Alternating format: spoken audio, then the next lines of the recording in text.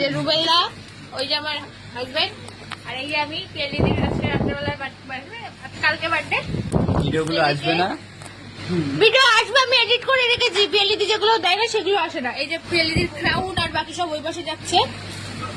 তোমায় কি লিখতে বলেছি? গরিবের সেলিব্রিটি।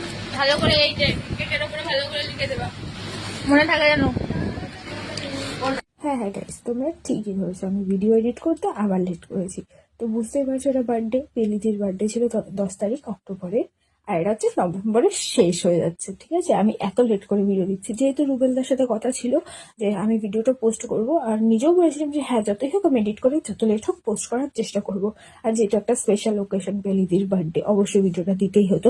যে এর বিটিএসটা কি ছিল অবশ্যই দেখতে পাচ্ছ, আমার কি একটা সেলিব্রিটি, গরিবের সেলিব্রিটি, যেটা আমি সবসময় ওকে বলে ডাকি, সেটা লেখানো হয়েছিল।